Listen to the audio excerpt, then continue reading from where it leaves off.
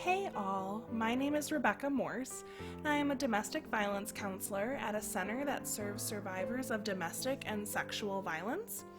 April is both Sexual Assault Awareness Month and Child Abuse Prevention Month, so I just wanted to dedicate this video to informing you all about child sexual abuse and how everyone can help these children.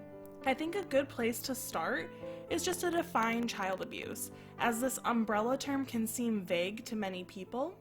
And child abuse is defined as any sexual act between an adult and a minor, or between two minors when one is exerting power over the other. And these sexual acts can also include non-contact, such as exhibitionism, exposure to pornography, and voyeurism. Shockingly, nearly 70% of all reported assaults occur to children aged 17 and younger. Now, this stat is only for reported assaults, and there are lots of reasons why people don't report what happened, so we can assume that this number could actually potentially be higher. If we're working in that 70% statistic though, that roughly translates to 42 million adult survivors of childhood sexual violence in the US currently.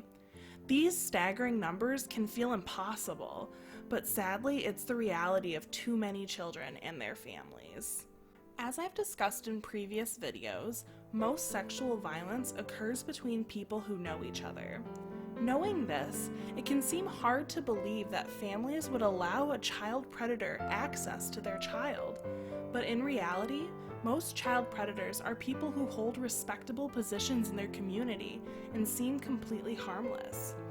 This is all done on purpose in order to gain access to children, and jobs such as those in churches, schools, clubs, are classic examples of predators' occupations in order to achieve this access. What I'm definitely not saying is that all people who work in these locations are predators, but I'm just giving examples to help people understand what I mean by gaining access to children. Another predator tactic is something called grooming, which can happen to either just the child, just the family, or both to the child and the child's family. And grooming is this process of testing boundaries between the child and the child's family, such as telling the child to keep harmless secrets, like, oh, don't tell your parents that I gave you that piece of candy, it'll be our little secret. If the child tells their parents and or family members about the candy, a predator might see the child as too risky because they are too close with their family. If the child keeps the secret though, the predator could then keep trying to build these secrets slowly into more inappropriate ones. Like, oh, you kept that secret about the candy, well, don't tell your parents I've touched you here. Most of the time it's not that fast moving, but that's how those secrets build. If the predator is trying to groom the family, it could look like, oh, your kids could stay over for dinner with me tonight if you want a date night or night to yourselves. If the family agrees to that, the predator could then increase their time alone with the children slowly and non-suspiciously in order to gain that valuable isolation. Once again, I am not saying to distrust anyone who likes your child, but that these are just behaviors to look out for. Learning about child abuse and how predators commonly operate can leave you with a sense of doom and gloom surrounding today's children. But hopefully this section of the video can help you feel like there are things we all can do to help children and families impacted by childhood sexual violence. The first thing you can do if a child discloses sexual abuse is to remain calm. Children can feel very frightened about telling someone, and reacting with strong emotions can push a child into silence. Letting the child know that you appreciate them telling you and that they're not in trouble in any way is also another way that you can help them remain calm. A lot of times, the predator will be telling the child that they're going to get in trouble if they talk to an adult, and letting the child know that they are not to blame for what happened and won't be punished can help them continue to open up.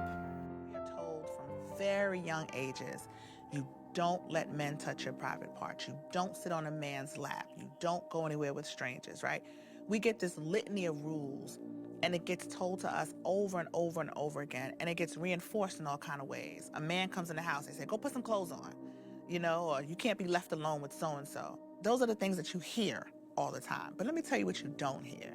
What you don't hear often enough is the parent or the adult saying, if any of these rules are broken, it is not your fault.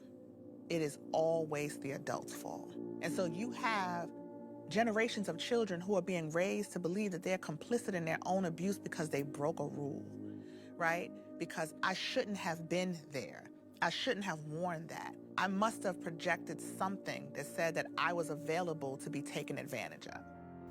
This next one might be hard to do, but don't insult the predator in front of the child. Many times, like I've said, the predator is someone close to the child, and children are fiercely loyal to people they care about. If you talk bad about their abuser, they might want to protect the predator and stop sharing information. Listening to the child is incredibly helpful to them as well. Saying things like, "I believe you," can help encourage the child to let them know that you are taking their words seriously. The last thing you should do for the child is to report their statement either to Child Protective Services or to the police, or both. This can help prevent any more abuse, as well as open up resources for the child, such as access to medical treatment and therapy. Remember, adults are responsible for keeping children safe, and if we fail to report, we could potentially be keeping the child in danger. This may be difficult for parents and/or family members who are reporting on other family members, but be aware that the best result for the child is to feel like they were heard, they were taken seriously, and that their secret doesn't have to be one anymore. As always, thank you to everyone who took the time to watch this video. I hope that I left you all with either new information or to feel like you were armed with knowledge to help a child in need.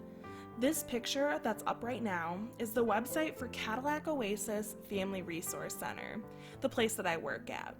If you are in the area and have any questions, concerns, or need to talk about your own experience, please call our hotline number.